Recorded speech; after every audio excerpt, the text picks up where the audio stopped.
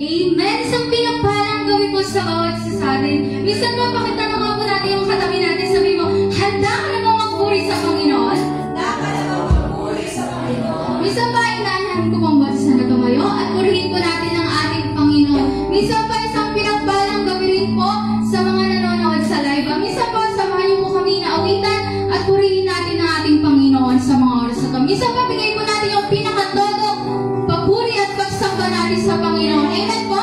Minsan pa, purihin natin ang ating Diyos. Sige po, bigyan natin ang Panginoon. Bigyan po natin yung pinakalakas na awitin natin sa Panginoon. Minsan pa, awitin mo, sabi mo, wala, higit pa sa'yo. Wala na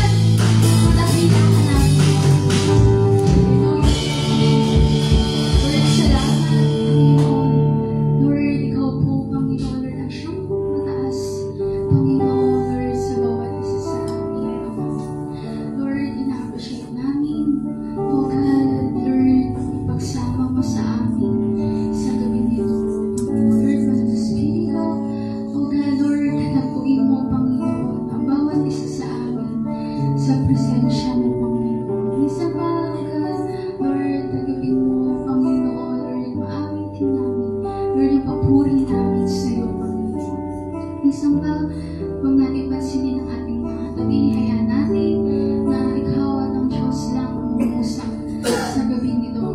Minsan pa, mga kapatid, taas po natin ang ating mga kamay sa Panginoon.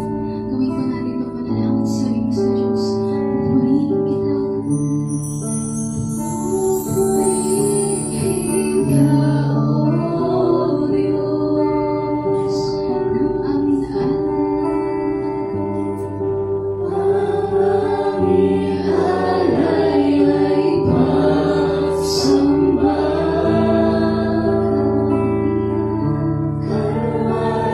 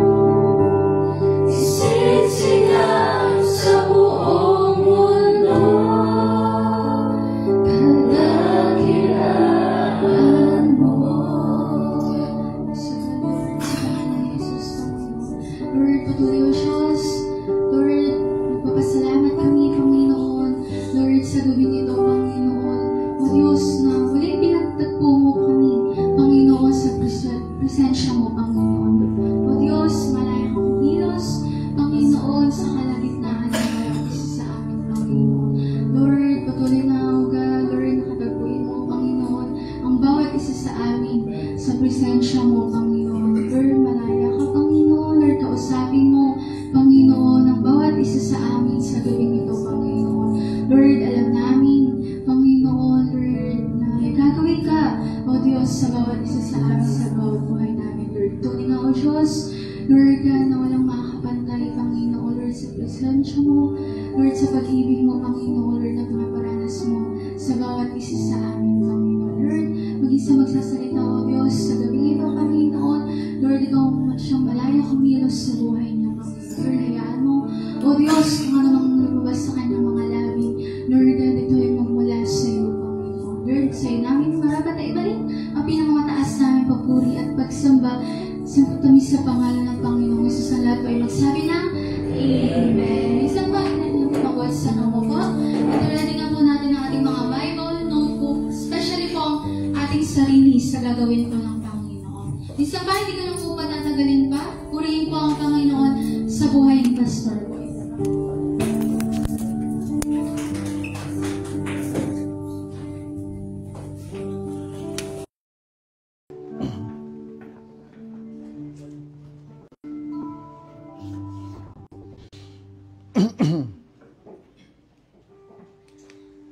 Hey, magandang gabi po.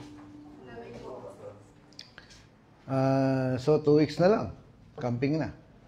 Ngayon, ang camping po natin, ang pina-reserve natin ay 500. Ngayon, ang problema, nasa 440 pa lang. So, 470. So, meron pa tayong 30 slots. Ngayon, 30 slots na yan, kailangan may mag-camp. Kasi kung hindi, babayaran mo pa rin. Sayang. No? Kaya dalhin nyo na yung mga kakilala nyo. Kasi sayang. Okay po. Last Sunday, dito po ako, hindi na ako magla-live eh. Kasi linggo-linggo na lang ako nakikita ng mga tao, sawa na sila. Maganda naman yung medyo mamiss ako noon ang live. Ngayon, hindi ba na ang topic natin, nandun tayo sa yung pagbabalik sa Ama. No? Parang naman yung dila ko kasi, ano ba, kinain o ininom mo yung prop? Ano ba ang tawag doon? Liquid ba yun na iniinom o kinakain? Ininom? So, hindi naman siya liquid na liquid eh. Anong tawag doon? Okay. May share lang ako maiksi sa inyo. Sinong gusto makarinig ng boses ng Diyos? Amen. Ngayon, alam niyo po ba yung DCRH? Saan yun? Radyo. Saan? Saan radyo? AM band, di ba? Yung DCAS, saan siya? Sa 702. Saan yan? Sa TV? Hindi. Saan? Sa AM din. Radyo rin. Yung 99.5 RT. FM. No, alam na alam ni ate. Okay, ngayon, nung unang panahon, nakikinig po ako ng FM. Magandang pakinggan yan eh. Maganda yung tunog niya eh. I-compare mo sa AM radio, hindi maganda. Maganda lang yan. Pang yung mga drama-drama, alam niyo yun, yung mga sali-salita lang. Pero kung makikinig ka ng music, hindi siya magandang pakinggan, hindi magandang quality. Ngayon, kung gusto mo makinig ng balita, kasi meron po mga balita na ano ba tawag dito? Yung hindi conventional, yung halimbawa, ABS-CBN, di ba? Yung mga yan eh, commercial na balita yan eh. Ngayon, merong mga balita na, kumbaga, yung private, ibig sabihin, nagbo-broadcast sila, hindi dahilan sa may nag-a-advertise sa kanila, hindi commercial, kung hindi yung mga personal nilang nalikom na informasyon, nilalabas nila. No? Ngayon, mga yun, yung mga balita doon, mga censored. Mga, halimbawa, mayroong pinatay na ganito, ganyan. Hindi mo makikita sa balita, maririnig sa balita yan, pero maririnig mo sa kanila. Kasi totoo, yung mga ginagawa ng gobyerno, ganito, ganyan. Ngayon, yung iba doon, mababasa, maririnig mo doon sa tinatawag na shortwave radio. Shortwave. Ngayon, yung shortwave na yan, mapapakinggan mo, maaring sa ibang bansa galing. No? Kasi napapakinggan mo rito, Pilipinas lang eh. So dito lang yan. Pero itong shortwave radio, mapapakinggan mo sa lahat ng dako ng mundo. Mas malakas ito pag gabi. No? Ngayon, maliliit lang ang ano nila, ang transmitter nila. Pero mapapakinggan mo, hindi music kundi balita. No? Nakikinig ako noon ay yung istasyon ng Soviet Union. Ano ba yung Soviet Union? Ano siya? Bansa, wala na ngayon yun. Napalitan na ng Russia. No, na-dissolve na yung Soviet Union na yan. Ang laki-laki, pinakamalaking bansa yan noon eh. Pero na bumagsak yan eh. Komunista yan. Maririnig mo yung propaganda nila, yung paninira nila sa Amerika. Kumbaga parang ang makikinig lang ng DCRH, pumunta ka sa AM radio. Ngayon, kung gusto mo makapakinig ng magandang music, edi yung tunog ng music, hindi ko sinabi magandang music lang, kundi yung tunog ng music, edi pumunta ka sa Diyos. Ano yung ibig sabihin ng? Kasi pag nalaglag, may bisita. O kaya tumunog yung butiki. O kaya yung sasabihin natin na ay kung kalooban ng Diyos to, ang unang dadaan sa harapan ko, babae. Delikado ka. Yung please ang tawag doon F-L-E-E-C-E, please. Yung kumbaga yung kung. So kung gusto mong marinig ang boses ng Diyos, meron kang pupuntahang lugar para marinig mo siya ngayon. Ano ba ang sinabi ng Biblia na saan mo pupuntahan ito? Ano yung babantayan mong mga signs o saang lugar ka? Saan mo papakinggan ang boses ng Diyos? No? Pag minsan, makikinig ka doon sa sermon, hindi always doon eh. So, saan ba ang tamang lugar kapag ka ikaw ay, sabihin natin, makikinig sa, gusto mong malaman ang kalooban ng Diyos? Ito yun, i-share ko sa inyo sandali, no? Ngayon, may mga tao pa eh, halimbawa natin, nakukulam ka, saan ka pupunta? Saan ka lalapit? Usually, sa albularyo, di ba? Ngayon, sabihin natin, may lagnat ka, may sakit kang ganito, ganyan. Saan ka pupunta? Usually sa doktor eh. No? Ngayon, alam niyo pupuntahan mo eh. Pero kung gusto mong marinig ang boses ng Diyos, anong pupuntahan mo? Ano yung pakikinggan mo? Saang lugar ka makikinig? Paano mong pakikinggan ito? No? Okay. Gusto ko pong sabihin sa inyo ito, no? May iba't ibang ways ang Diyos para makausap tayo. At kailangan yung mga ways na yan ay mabantayan natin. Actually, merong 5 major ways para marinig natin ang boses ng Diyos. Ngayon, so nandiyan na po ba kayo? So kung gusto mo marinig ang boses ng Diyos, huwag kang kumbaga parang alam niyo ba yung Bible na ginaganito? Yan tingnan niyo, no? Yung igaganyan tapos tsuk. Itutusok na gano'n.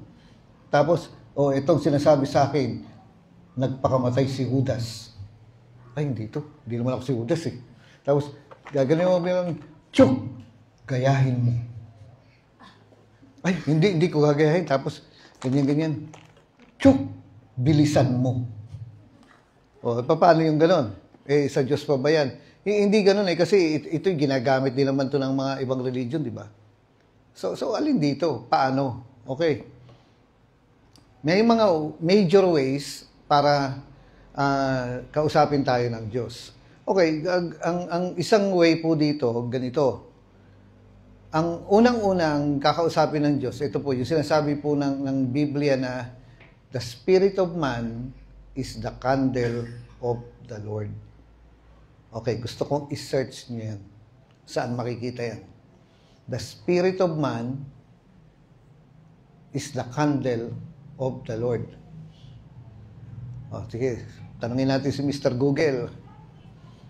The spirit of man, Proverbs 20:27. Yes, sabi niya, ang espiritu ng tao o ang diwa ng tao ang ilawan ng Panginoon. No?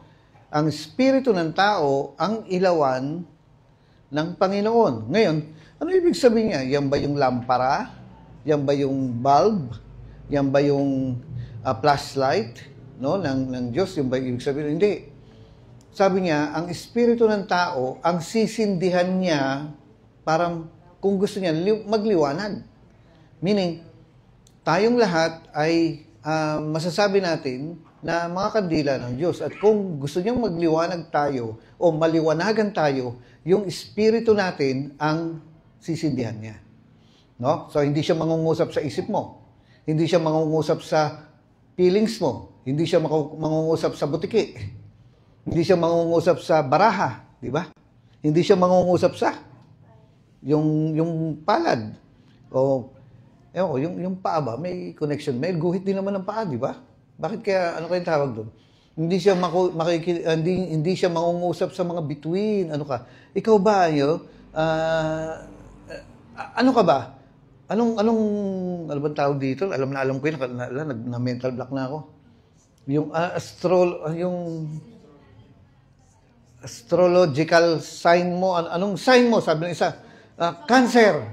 No? Zodiac sign, yun, sabi niya, cancer. Tapos tinanong, ikaw, ulcer.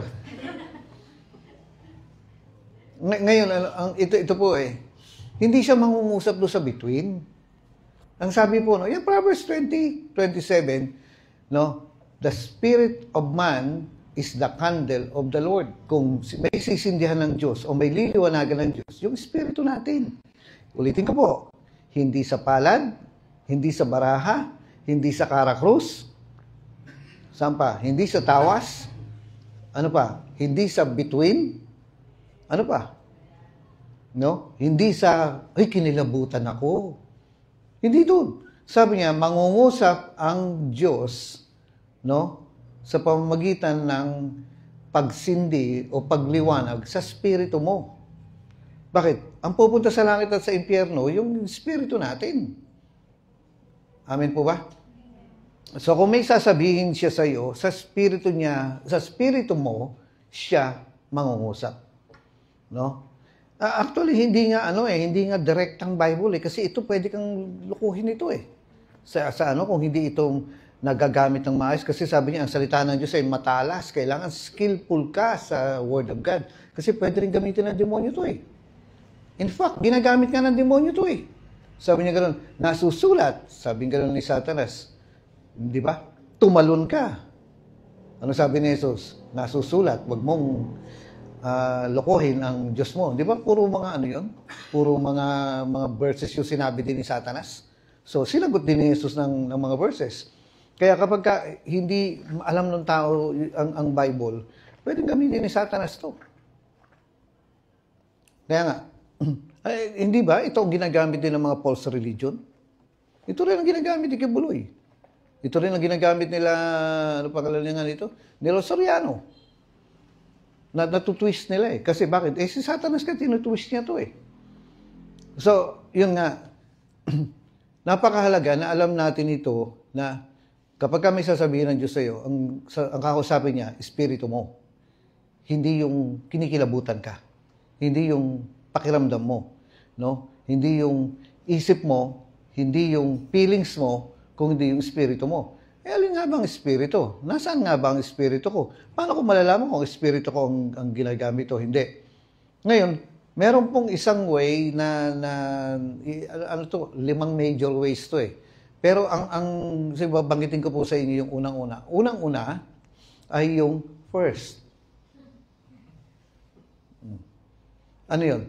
Itong first ay ang pinakamahirap malaman. Pinakamahirap ma-detect. Yung pinaka-first, ito yung una or palagi niyang gagamitin. Ikaw, ano bang prayer ang palagi mo nagagamit? Ako po, binding and loosing. Palagi ko nagagamit yan. Almost every day, ginagamit ko yan. Bakit? Ikaw na spirito, ikaw na kaisipan, ikaw na pakiramdam, ikaw na nanggugulo. Always yan, ginagaganyan ka. Tapos pagka pinagpe-pray mo yung mga tao, hindi ba nagbabayang tayo? Kaya ang palaging prayer na nagagamit, at least ako ay yung prayer ng binding and loosing. Pero dito sa sa pag-guide ng Diyos sa atin, ang palagi niyang ginagamit ay yung pinakamahirap ma-detect. Hirap-hirap. At kung sabihin natin, ito po, kung hindi mo alam itong salita ng Diyos, maliligaw ka na. Hindi ano sa ito. Eh ano pala yung ano? Ano pala yung pinakamadaling ma-detect? Yung pinaka-least na ginagamit niya. Ano to? Parang ang gulo ata. Yung pinakamadali, excuse me, tingnan niyo, tulungan niyo ako dito. Yung pinakamadalas niyang gagamitin ay yung pinakamahirap ma-detect. At yung parang hindi niya ginagamit. Pero ginagamit pa rin. Yung pinaka-least na ginagamit niya, yun ang madaling ma-detect. Halimbawa, sabihin natin, di ako niniwala sa multo, mamaya kinalabit ka ng, may kumalabit na sa'yo, gano'n. Tapos pagtingin mo, may ganyan. Di naniwala ka. Bakit ka pa kailangan dumaan ng ganyan? Meron tayo isang kasama nagpe-pray daw sila, maya-maya, minaamoy daw siya, sobrang di magandang amoy. No? Sobra. Tapos pagtingin daw niya, nakita niya, may demonyo daw sa likod niya, tapos lumipad. Nagsusuka na raw siya, nagsuka. Demonyo yun Ulitin ko po, ang pinakamadalas na ginagamit ng Diyos sa atin ay yung pinakamahirap i-detect. Ang pinaka-least, yung pinaka-hindi ginagamit ng Diyos, pero ginagamit pa rin, ay yung pinakamadaling ma-detect. No? Ano nga yan? Di pinag-uusapan nga natin ngayon. Ito po. Yung pinakamadalas na ginagamit ng Diyos, ay yung tingnan nyo, paulit-ulit ako. Ang pinaka-ginagamit ng Diyos ay yung pinaka-mahirap ma-detect. At hindi mo ma-detect kung hindi ka, 1, prayerful. Hindi mo, mahihirapan ka ma-detect yan kung hindi ka prayerful. Ano ibig sabihin ng prayerful? Parang ganito, no? Hindi ko alam kung si Jasmine at saka si Johnny ay may time sa isa't isa. Palagay ko naman meron. Pero, gaano ba kadalas, no? Kumbaga, nagkaroon na ba kayo ng time ng bonding? Kailan ba kayo nagkaroon ng bonding? Ganito, meron kasi yung relasyon na walang fellowship di ba? Hindi kayo makakaintindihan yan. Ngayon, yung isa pong Kristiyano na walang fellowship sa Diyos, hindi niya madedetekto. Hirap madetect. Kasi yung pinakamadalas na gagamitin ng Diyos, yung pinakamahirap madetect. Ano nga ba yun? Ito yung, number 1, kailangan may time ng prayer. May time ng fellowship. May time na nag-uusap kayo at nagsasalita ka. May time na nagpapa-expose ka sa prayer. May time na kapag wala kang time na, sabi ko, pray nga ako ng pray. Ano pa? Wala nga akong marinig Hindi mo ba alam yung time na ina-expose mo yung sarili mo, humaharap ka sa Diyos, salita ka ng salita, hindi mo alam, nahahasa ka. Na ano hindi mo lang alam ang hindi mo alam kasi, yung you do not know. Ano ibig sabihin nito? Yung time na humaharap ka sa Kanya, hindi mo alam, nahuhubog ka. Akala mo, daldal ka lang ng daldal, pero ang totoo no, nasi-shape ka. Nakukuha niyo mga kapatid? Alam mo nga, alam mo, tingnan mo kailan ba nagsalita ang Diyos na, kumaga, Lord, birthday ko ngayon, no, happy birthday to me, tapos biglang, happy birthday to you, biglang may sumagot na ganyan. Kailan ba nangyari yan? Wala. Yun lang talagang, yung lumindol, tapos may nagputukan, may mga lobo na rin. May gano'n ba? Wala. Kakadaldal mo lang, feeling mo kasi daldal ka lang ng daldal, ikaw lang ang nagsasalita, sige, salita ka ng salita. Pero pagkaraan ng mga ilang araw, stop ka. Kinabukasan, stop ka na naman mag-pray. Susunod na araw, stop ka na naman mag-pray. Mararamdaman mo, kulang ka na sa prayer. Mararamdaman mo yun Kahit na hindi mo naririnig ang boses ng Diyos, and yet nakikipag-fellowship ka, alam mo na kulang ka na. No? Hindi ko mapaliwanag alam natin yan kasi lahat naman tayo, hindi naman tayo ganun ka-perfecto, di ba? Sino bang hindi nagkulang sa prayer? Hindi ko lang pa pwedeng sasabihin na ako lang. Lahat tayo. Naramdaman ko yan. Naramdaman niya yan. Bakit ganun? Hindi ko naman naririnig yung sa prayer ko Ako nga lang salita ng salita, pero alam mo, pag tumigil ka lang sa prayer, alam mo, meron doon sa loob na alam mo na kulang ako sa prayer. Ngayon, kailangan mong mahasa dito, no? Ngayon, kung magsasabi kayo na, alam ko, naintindihan ko, nakaka-relate ako rin, ibig sabihin, alam mo na to. No? Papunta ka na dun. No? Ibig sabihin, kung nade-detect mo na kulang na ako sa prayer, nahalata mo, kulang na ako sa prayer, nararamdaman mo kulang ako sa prayer, ibig sabihin, pwede mo nang marinig yung pinakamahirap na paraan. Nakukuha niya, mga kapatid. Ngayon, so number 1, kailangan mo talagang may prayer ka, may fellowship ka na minsan nga ganito Lord, magpe-pray ako ngayon, hindi ako hihingi sa'yo. Wala akong hihingin. Wala. Ang gusto ko lang mag-thanks, mag-worship, at sabihin sa'yo, kung ina-appreciate kita, gusto ko sabihin sa'yo, Panginoon, nagpapasalamat ako sa'yo kasi na-save ako. Salamat, Panginoon, kasi maganda na buhay ko. Yung sige, magsalita ka ng appreciation. Di ba sabi niya ganun, ipadama ninyo ang inyong mga damdamin sa pamamagitan ng mga salmo, himno, at mga awiting spiritual. Padama. So, ipadama mo. Hindi yung, Lord, alam mo naman yung heart ko, alam mo naman love kita. Hindi ganun. Yung kumbaga, Lord, pinupuri kita. Talagang i-express mo, sabihin mo kaya. Parang ganito, sabi nung babae, love mo ako, sweetheart. Ngayon, sabi nung lalaki, alam mo naman love kita sabihin mo, hindi na kailangan sabihin. Hindi, sa Diyos, kailangan mong sabihin yan. Ngayon, kakaganyan mo, kaka-fellowship mo, kakalambing mo, kaka-express mo ng damdamin sa Panginoon, nahahasa ka. Nasishape ka. Anong nangyari sa'yo? Nagiging kandidato ka na marinig yung boses niya. Nakuha niyo, mga kapatid. Ngayon, kung wala kang ganyan, wala kang time ng fellowship, at wala kang time ng yung prayer ba? Hindi katulad ito, fellowship to Sa aming fellowship, hindi ito. Hindi yung solo. Yung kayong dalawa lang ng Lord. No? Kasi mga kapatid, ganito po. Meron kasing pinagkaiba yung nag-worship ang church at nag-worship ka mag-isa. Kasi ang worship sa Panginoon ay parang hinalintulad sa yung pagpasok mo ng templo. Kasi sa templo kasi merong outer court tsaka inner court. 2 kwarto lang naman yan Dito outer court, nandito yung mga pare. Yung inner court, nandun yung tinatawag na Ark of the Covenant. Yun yung tinatawag na Holy of Holies. Ibig sabihin, once a year lang pumapasok ang pari doon. Andun ang presensya ng Diyos.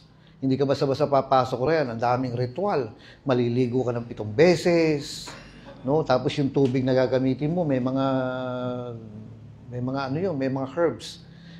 Basta, tapos magko-confess ka ng ganito bago ka makakapasok doon kasi kung hindi, mamatay ka. Hindi mo makakayanan. Ngayon, yung pagpasok mo sa worship sa Diyos, ang goal mo ay makarating ka sa Holy of Holies. Pero bago ka makarating doon muna sa labas. Bakit? Pagdating mo ba sa Maseda, nandito ka na sa pulpito? Magtatakbuhan kami pag nangyari yun. Magsisimula ka muna yan, aakit ka papunta rito, di ba? Ilang steps pa yan. Mahirapan ka pa nga siguro dyan no? Kung may sakit ka sa paa. Yung paglapit mo sa Panginoon, magsisimula sa labas. Ano yung sabi niya gano'n, no? I will enter His gates with thanksgiving in my heart. I will enter His courts with praise. Kaya nang uuna ang praise bago ang worship. Kuha niyo, mga kapatid. Ngayon, pagdating mo, papasok ko ngayon dun sa outer court, hanggang sa mamaya, papasok ko na dun sa pinakaloob. Ngayon, dun sa pinakaloob, yun yung time na pupuspos ka na, umiiyak ka na, nakahagulgul ka na. No? Ngayon, may mga tao po hindi nakakarating dun Every prayer nila, hindi nakakarating. Hanggang sa gate lang sila. Iba nga, hindi pa nakakapasok ng outer court. Parang, kaya nga pagkatapos ng prayer mo, parang, hindi ako satisfied. Kasi hindi ako nakapasok sa loob Ang goal ng worship natin, makarating hanggang doon. No? Hindi ka naman magsisimula doon Magsisimula ka saan? Magsisimula ka sa, tuloy po kayo, ito na si G. Si Perlin. No? Mukhang hold-upper kasi. Hindi ko nakilala. Ngayon, Iba kasi yung worship ng church at saka worship ng personal. No, hindi mahirap kasing i-apply ang ano kasi ang barang individual, halimbawa, ikaw mula din sa outer court, doon sa labas, doon sa gates, no, sa labas ka pa, nasa labas, pinakalabas, hanggang sa makarating ka sa Holy of Holies, doon sa pinakaloob, doon sa pinaka-heart ng Diyos. Maaaring abutin ka ng 1 oras. Sa kongregasyon, maiksi ang time natin. Kasi yung 2 oras, sinisiksik natin doon yung believers meeting, ano pa ba, yung evangelistic meeting, tapos yung teaching meeting, kinokompress mo lahat eh. Kaya hindi nagkakaroon ng climax na tinatawag. Hindi mo naabot yung taluktok ngayon. Parang yung iba nga, hindi na nga nag-praise, nag-worship na lang eh. Bakit? May exam time. Kaya masasabi lang doon sa service parang kulang. Parang bitin. Mararamdaman naman yan eh, nabitin. Sa camping, ganyan ang nararamdaman ko eh. Nangangapa nga ako madalas eh. Kasi sabi ko nga parang bitin. Hindi pa tapos. Gabi na. Nalala niyo nakaraan? Sabi ko ano yung sinabi ko, nag-prophesy ako noon eh. Tandaan niyo ba yung prophecy ko? Sabi ko, titigil lang tayo rito, number 1, pag pagod na, number 2, pag nabarangay tayo. Ano nangyari? Di nagkatotoo, nabarangay tayo. No, totoo nga, nabarangay nga. Dumating yung mga barangay sa labas. Pinapatahimik tayo kasi bakit daw ang tagal. Pero tingnan mo, natapos yung service na masaya ka. Andun yung sense ng, ano ba tawag dito, yung sense ng fulfillment na hindi ako nabitin. No? Napagod ako. Nabarangay ako, pero sige, kulong nila tayong lahat. Tingnan natin kung kakasya tayo doon sa loob. No. Ano yung kumbaga na nag-uwian na fulfilled ka. Na iba kasi yung ano eh, yung dapat kasi sa worship natin, bukod doon sa na-fulfill ka, nakaramdam ka rin ng pagod. Pero yung pagod na yon, masayang pagod. Whew! Ganun, pawis na pawis kang ganyan, no? Linggo, pagod tayong lahat. Pero, ayaw pa nga mag-uwian eh. Masaya pa eh, di ba? No? Naghihintay nga lang na may magayang kainan tayo eh. Nakukuha niyo mga kapatid.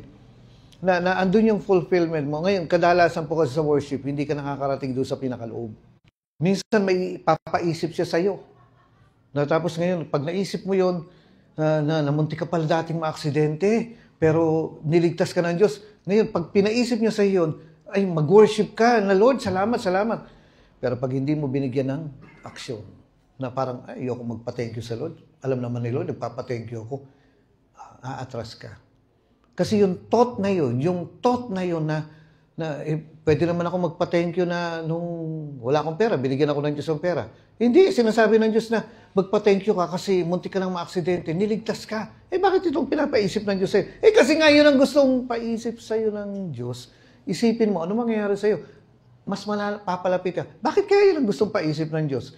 Yung think on these things. Think on these things. Alam niyo kung ano ibig sabihin nun? Sela. Basahin niyo yung Bible niyo. Sela. Nakita niyo na ba yung sa Salmo? Sela. Ibig sabihin, stop. Pause. Think on these things. Kumbaga isipin mo na, nga no, muntik na ako maaksidente no, pero purihin ka Panginoon, maraming salamat sa iyo kasi kung hindi mo ko iningatan no, nasa na kaya ako? Mamaya lalakas na yung presensya ng Diyos. Hindi naman yung sinasabi yung utang mo, na isipin mo, o kaya yung magandang ginawa sa iyo ng pastor mo, magaganda lahat yan, sabihin natin, pero bakit itong pinapaisip ng Diyos sa iyo? Kasi gusto niya, yan ang pag-usapan niyo. Na-appreciatein mo siya diyan sa bagay na yan. Ngayon, ang worship po ay more on acting sa pinapaisip sa iyo ng Diyos. Hindi yung, nagtataas ka lang ng kamay. Ba't ka nagtataas ka? Ewan ko, gaya-gaya lang ako eh. Katingin din, nagtataas sila ng kamay. Hindi magtaas din ako ng kamay. Hindi. Ang worship ay more on anong sinasabi niya ngayon na aktuhan mo. Ano yung gusto ng Diyos na appreciatein mo? May mga bagay siyang sasabihin sa iyo na pinapa-appreciate niya sa iyo. And if you fail na mag-respond doon,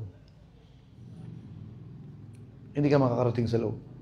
Kaya ang Believers Camp po, na talagang sinasabi namin na mag-pray kayo, yung music team, mag-pray kayo, mag-pray kayo, mag-pray kayo, mag-pray kayo. Kasi pag nagkamali ka, ikaw nga worship leader eh. At nagkamali ka sa pag-akay mo sa mga tao papunta sa presensya ng Diyos, hindi yan mapupuspos. Nakukuha niyo mga kapatid. So, ba't ko sinasabi ito? Ngayon, yung mga tao po na walang fellowship, walang prayer, at walang worship, mahihirapan nilang mapakinggan itong ano. Nakuha niyo mga kapatid? Yung mga taong walang fellowship, walang prayer, ano pa, at walang worship, mahihirapan silang mapakinggan yung unang-unang paraan ng Diyos para kasi itong first na paraan ng Diyos para i-guide ka, kausapin ka, eh dapat ano kay yung na-train.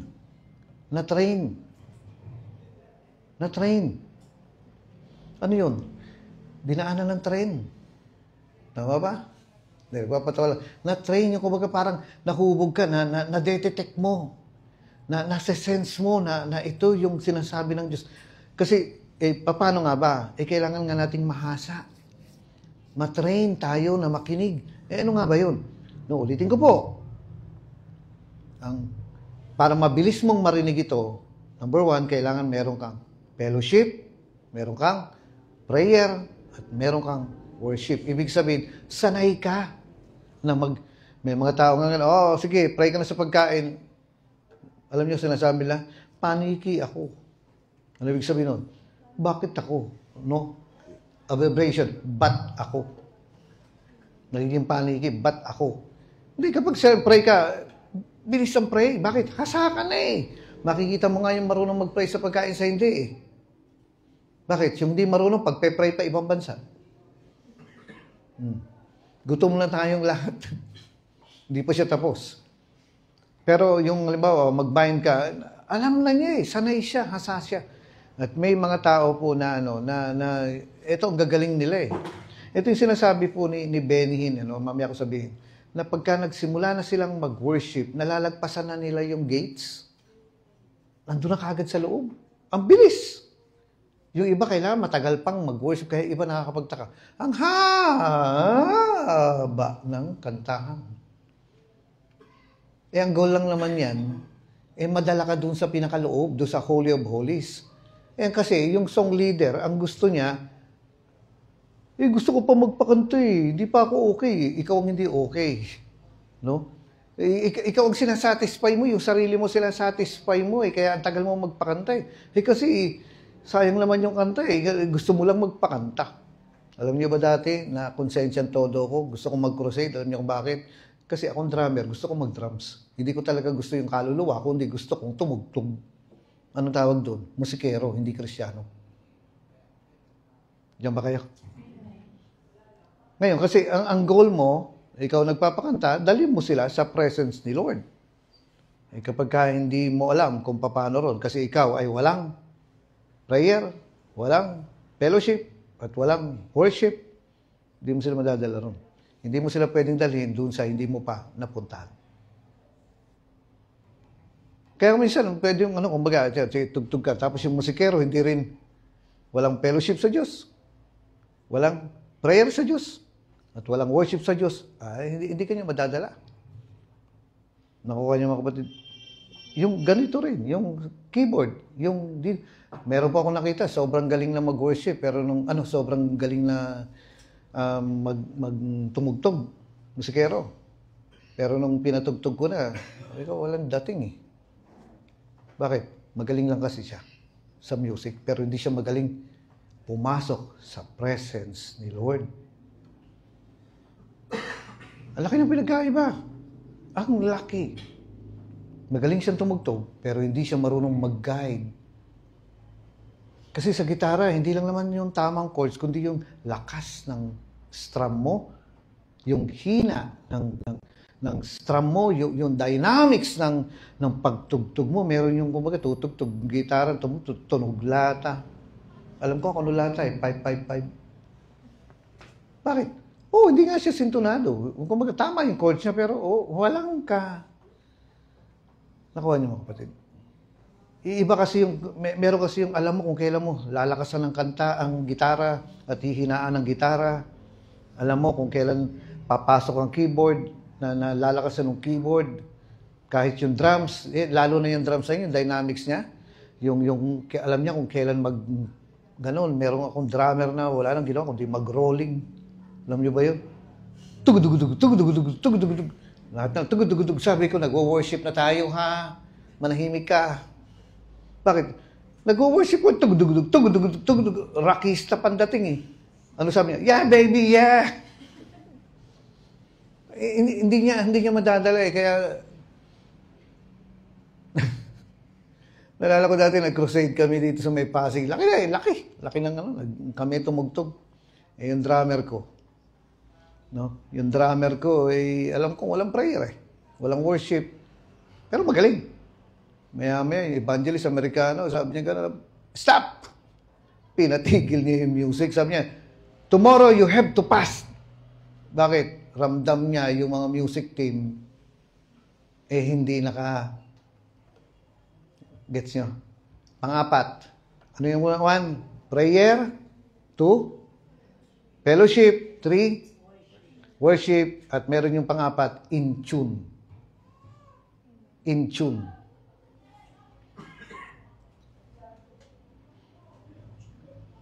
In tune. Alam niyo, isa sa pinakamaganda po lalo na sa sem break camp, yung believers meeting. Nandun sa isip ko yung pakakanta. Ang problema ko kasi, naamin ko naman ito, mahina ako sa lyrics. Ang hina-hina ako sa lyrics. Ewan ko ba, bakit kahinaan ko yun? Kaya ang ginagawa sa akin ni Merlin, binibigyan niya ako ng kopya ng mga lyrics, no? Alam ko yung kanta, pero napaka-ulyanin ko sa lyrics. Alam ko yung tono, na inaabutan na ako ni Merlin ng ganito kasi mali-mali ako. Pero yung kantang ganyan, bago ko pa lang, yung pagliliko akong ganyan para sabihin yung kanta, tinutugtog na. Anong tawag mo ron? In tune. Ang tawag doon, nakuha niyo mga kapatid, na kumbaga, maaaring yung keyboard, yung gitara, hindi pa lang yun ang kakantahin. Yung kumbaga, nasa isip ko pa lang ipakakanta, tinutugtog na. Anong tawag doon? In tune. Ibig sabihin, lahat kami nakakarinig ng isang kanta. Ang galing nga eh. Na bakit pare-parehas kami na alam na ito yung pinapakanta. Kaya gaganon pa lang ako. Minsan, hindi na ako gumaganon eh. Minsan nalito ko rin. Alala ko, pag ganon ko, yun ang sinabi kong ganon. Nung sabing ganon, ito na po, tinutugtog na namin. Nalito na ako. Bakit? Kasi, pare-parehas na pala kami ng naririnig. Anong tawag doon? In tune. Ngayon, meron yung susunod pa, pang-lima. Hindi pa tayo, hindi ako nagda-divert ha. Ano yung una? May? Prayer. Number 2. Fellowship. Number 3. Worship. Number 4. In tune. At meron yung isa, yung flow. Kung tawagin flow. Na kumbaga pag tumutugtog na to, pagka nagpapakanta na to, kapag ka nag-exhort na to, sumasabay yung kumbaga may agos na nararamdaman mo na pumupunta tayo sa presensya ng Diyos. Tatlong strum pa lang o yung plucking, tung, yung kumbaga, ganun pa lang may flow na. Nakukuha niyo mga kapatid? Meron ng, kumaga parang, tama yan. May flow siya. Pero meron iba naman, tagal na tumutugtog. Kumaga parang, hindi ko makuha ang flow. May mga sermon na may flow eh. At meron ding mga sermon walang flow. May mga sermon na in tune at may mga sermon na hindi in tune. At may kongregasyon na in tune, pero meron ding mga kongregasyon na hindi in tune. Nakuha niyo mga kapatid? May mga pastor po kapag ka nag-sermon, wala na nga anointing pero tuloy-tuloy pa rin. Kaya alam niyo, takot ako sa yung ano bang tawag yung worship explosion ba yan tawag rin? Yung Ang tagal-tagal mo nag-worship. Napa-attend ako sa ganyan. Sabi ko gano'n, wala namang flow eh. Walang flow. Nagpupumilit lang yung mga tao. Napupuspos lang yung song leader. Pero sa totoo lang, yung kamay niya, sabi nga, ano yung sabihin ng ganyan? Paano pagka ganon? Ha? Paano pagka ganyan? Paano pag ganon? Paano pag galit na? Bakit? Walang flow eh. Nakikita mo na, walang pupuntahan eh. Kung parang, stop na nga lang natin to. Nakuha niyo mga kapatid. Walang flow eh. May mga tao talaga hindi makasunod. Yung kumbaga, hindi sila makasunod. Bakit? Di sanay eh. Subukan mo, sige, ngayon. Gano'ng katagal ang prayer mo ikaw? Halimbawa, sanay kang mag-pray ng, halimbawa, 2 hours a day. O ngayon, tara, pray tayo. Inabot ng 5 oras. Mamaya, gaganong-ganong ka na. Mga kapatid, lasing na. Mamaya, yung thanks mo na, interpret ko na, bakit hilik? Hindi ka maka-flow na pagka yung lumagpas na rin kasi hindi ka sanay. Hindi sanay. Alam niyo ba sila, Kenneth Copeland, Kenneth Hagin, sanay sila 1.5 hours sa sermon. Sanay na sanay sila ngayon doon. Yung mga taong nakikinig sa kanila, sanay na masanay. Iba naman, dati nalala ko noon. Nung dalaga pa to si mama ni Jack, 8 oras ang prayer. Pagka mag-o-or ka, 8 oras siya. Hindi naman straight, pero sa isang araw talagang 8 oras. Makikita mo yung sanay mag-pray sa hindi. Makikita mo yung sanay mag-pray sa hindi. Makikita mo yung sanay mag-worship sa hindi. Makikita mo yung sanay makipag-fellowship sa hindi. At makikita mo yung sanay na sa flow o hindi. Alam mo na, andito pa yung anointing eh. Alam niyo, may time sa mga campings natin na wala nang kumakain. Ilang beses na nangyari yun. Bakit? Gutom, pero ayoko umalis kasi nararamdaman ko yung flow. Nakakasabay. Samantalang yung mga walang flow, kain na tayo. Nakukuha niya? Bakit? Yung iba nga eh, kumikilos pa ang Holy Spirit eh, yung ginagawa, nag-text, nag-ano na yan, nag-ML na yan. Bakit? Walang flow eh. Hindi sila maka-flow. Sa kanila, hirap na hirap yun. Yung ibang mga tao nga, hindi di ba binautisman si Jesus? Ang nangyari, nagsalita ang ama, sabi niya, this is my son in whom I am well pleased. Pagkarinig ng mga tao, kumulog lang eh. Bakit? Walang flow eh. Hindi sila makasabay. Okay po. So, ano yun number 1? 2. Fellowship 3. Number 4. At number 5, flow. Ang trabaho ng worship leader at ng music team, dalhin sila doon sa pinaka-presensya ng Diyos. Paano mo malalaman yan? Kasi pag nandun ka na yung mga taong yan, halos lumuhod na yan. Dati magtaas ng kamay, nakaganyan. Pero pagka nadala mo na sila doon sa pinakapuso ng Diyos, nakaganyan na yun. Wala na siyang pakialam kung ano tumutulo sa mukha niya, luha, sipon. Basta ang alam niya na kaharap na niya si Lord. Pero hanggat di mo nadadala yun doon, failure ka as a music team. So hindi yung nagpakanta lang, natapos ko yung pakanta ko, ganun. Hindi naman kailangan talagang maano eh. Hindi kailangan mahabang kantahan. Ang kailangan mo lang, yung magaling ka lang idalhin sila doon. Nakukuha niyo mga kapatid. Tulad nito, sa mga sermon, kailangan may flow ka rin eh. Na alam mo kung binabago ng Diyos yung sermon mo eh. Nakukuha niya? Well, at least ito, masasabi ko na may sinasabi si Lord tungkol sa message na to. Amen po ba? Na yung message ko, hindi ko na masabi. Bakit? Mukhang hindi doon ang gusto ng Diyos eh. Ito yung gusto ng Diyos sa music team. Hindi lang yung magaling ka magpakanta, nakakatuwa kang magpakanta. Hindi. Yung kundi naaakit mo sila. Nagagabayan mo sila papunta sa puso ng Diyos. Hindi mo kailangan yung mahabang kantahan. No? Nalala ko dati, natatandaan niyo ba yung last camp natin, yung July camp? Di ba ang hilig-hilig kong magpatakbo? Sa akin nakakita ng mga pastor nag-exercise. Nagja-jogging sa camping.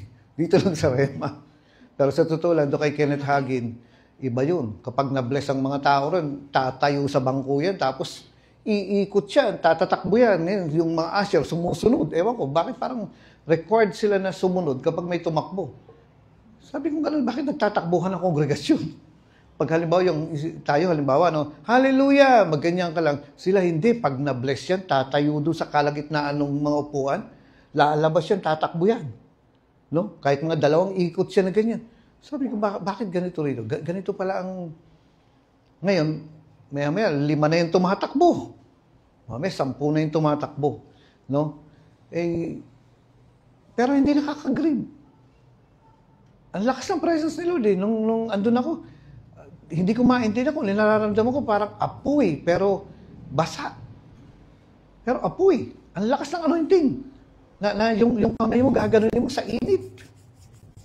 Parang fire, pero liquid siya. Kaya liquid fire ang pakiramdam. Hindi mo alam kung giniginaw ka o naiinitan ka.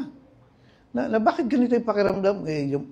Masasabi mo nga, iba nga ang anointing. Talagang hindi pwedeng hindi matunaw ang cancer mo ron eh.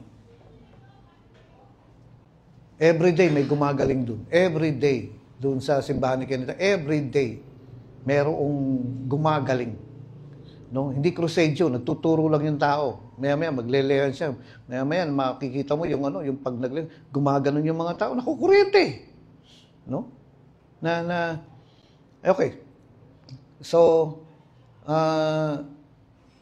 natatandaan nyo ba yung first day? Yung mga tao nakangiti na sa akin, parang nagsasabing ka na, Pastor, jogging tayo. Wala namang flow dun eh. So bakit ka magja-jogging? Mamamatay lang yung service. Walang flow dun. Nasabi kong gano'n, walang ano eh. Hindi ba, inopen ko naman sa inyo noon, nasabi kong gano'n, walang leading. Flow and leading, isa lang. Na wala naman leading para magtatakbo ka. Bakit ka magtatatakbo? Di, anong ginagawa mo? Nag-iimbento ka lang. At hindi sasakyan ng Diyos yung pag-iimbento mo. Ngayon, kapag sinabi ng Diyos na tumakbo ka, dito ka tumakbo. Ngayon, pag sinabi ng Diyos, wala. Di wag mong ka mag-imbento. Ano nangyari nung last na? Di na barangay tayo. Tatawa ako, may mga nagme-mesa, nagagalit. Kasi ang ingay daw natin. Okay lang, at least alam ko na yung time na yun ay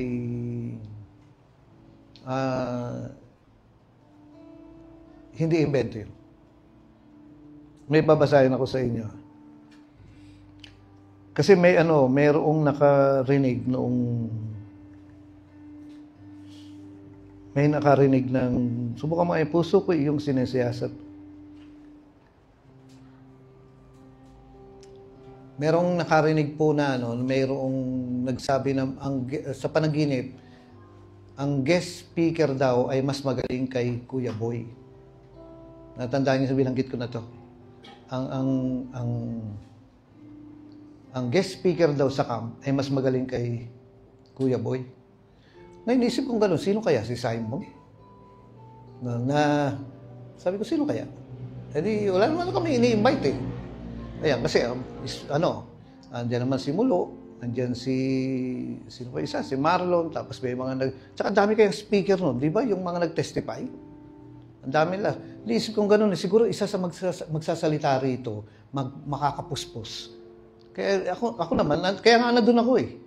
Pinakikinggan ko yung habang nag-MC si Abby, di ba?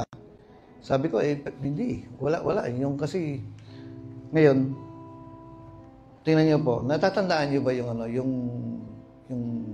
prophecy nung nasabi niya, ikaw ay aking prinsesa.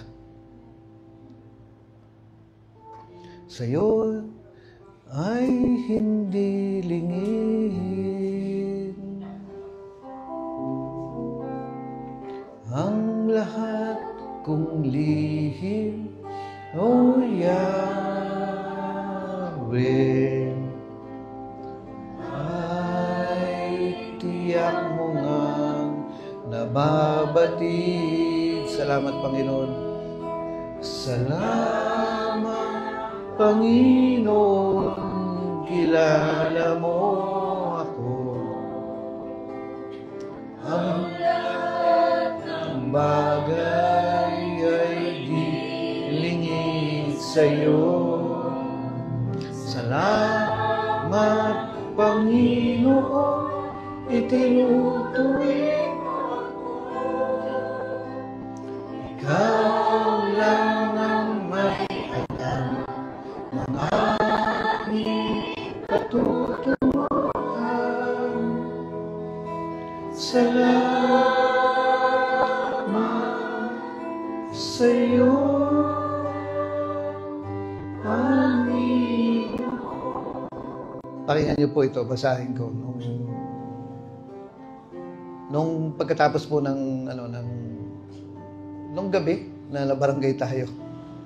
Ito po, sabi niya, isa po nag-message. Di siya naka-attend ng camp. Pero kasi may trabaho. Ngayon, habang papasok siya sa trabaho, nakikinig pala siya. Ito sabi niya sa akin, nung gabi niya nag-message siya, pagkatapos, sabi niya, "Good evening po, Pastor Boy. Thank you po dahil sa daluyan ng anointing. Kahit sa Facebook Live lang ako nag-camp, ramdam ko yung flow ng anointing. Grabe yung comfort ni Lord sa akin. Bago kayo magsabi ng hayaan mong gawin kitang prinsesa. Hayaan mong gawin kita ng prinsesa ng buhay ko. Yun na yung pinaramdam sa akin ni Lord. Lalo ako humagulgol na habang bine-verbalize nyo yung sinabi ng Lord sa heart ko. Ang nakakatawa po dito, asa daan ako papuntang office. Nag-stop ako kasi di ko na makontrol yung iyak ko. May lumapit sa aking babae at tinatanong ako kung okay lang ako. Kala niya kung napaano na ako. Grabe si Lord, kahit saang lugar, kahit anong oras, di niya pinagdamot ang presensya niya. Basta andun ang kauhawan. Huwag na lang pong i-post sa Facebook. Nakukuha niya. Sino ba yung speaker na yun? Hindi ba si Lord? Yung sinasabi niya rito, bago palang sabihin, nasa heart na pala niya. Anong tawag doon? Yun ang tinatawag na prophecy. No? Kaya, magandang gagawin ng Diyos. Isang awitin natin, puso ko'y iyong sinisiyasan. Buhay ko'y iyong alahan. Ang lahat kong lihim, O Yahweh, ay tiyak mo ngang nalalaman ang lahat ng aking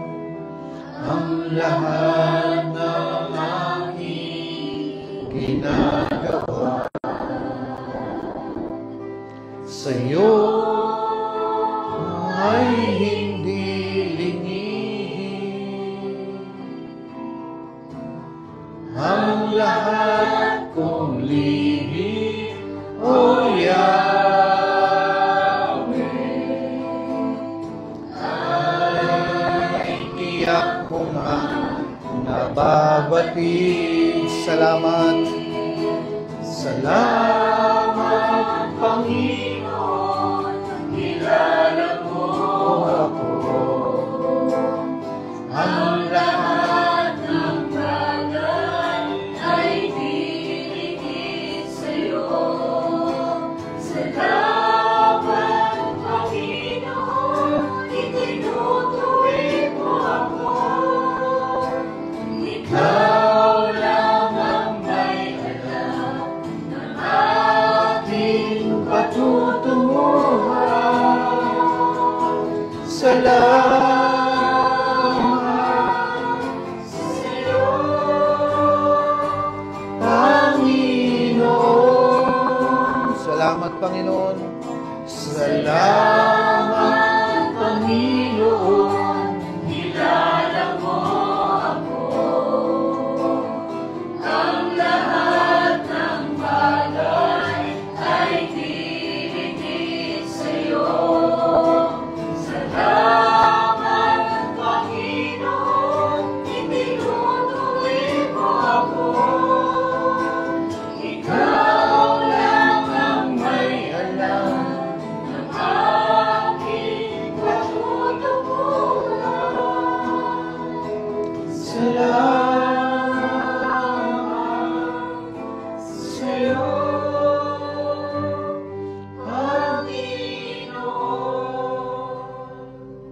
sige, tingin po kayo rito. Ito yung isang dapat na matutunan natin sa simbahan natin. Lahat. Yung paanong magkaroon ng flow. Na hindi yung kanta ko, kundi yung gusto niyang kanta. Hindi yung sermon ko, kundi yung gusto niyang isermon. Hindi yung gusto kong ipagawa, kundi yung gusto niyang ipagawa. Naalala ko po nung camping po sa may Lemery. Ewan ko kung nandito po kayo nun. Kung nandito na kayo, Lemery. Nagpe-pray ako. Sabi ko nga, Lord, anong sasabihin ko sa altar calling? Anong sasabihin ko? Siyempre, kailangan mo mag-pray. Alam mo, narinig ko yung boses, sabi niya, magtawag ka lang. Ibig sabihin ka na maarte. Magtawag ka lang. Sino gusto lumapit? Di ginawa ko, sinabi ko lang, na parang iniisip ko, baka walang lumapit kasi nagtawag ka lang eh. Na hindi ba yung, kung nahihirapan ka na, yung magagaganong ka pa. Sabi niya, narinig ko magtawag ka lang. Di ginaya ko na lang. At least para mapatunayan ko. Alam niyo, nagtawag lang ako, puntahan na ang mga tao. Ayaw pa nilang umalis. Iyakan ng iyakan. Basa yung harapan. Kasi yun ang gusto niya. Yun ang flow. Yun ang leading. Ito yung ito yung gusto ng Diyos sa mga simbahan Ang gusto ng Diyos, strong churches. No? Kasi alam niyo ba, ang paglilingkod nakakapagod. Hindi akong sisinungaling. Alam niyo yun. Alam ng lahat to. Pero sa paglilingkod, kapag tinamaan mo yung mismong presensya ng Diyos, yung pinaka-inner room, yung Holy of Holies, nawawala yung pagod. Kakasigla ka ulit. Amen. Sige po, babay na sa Facebook. Hanggang sa susunod po kami ay magpe-pray. God bless you po.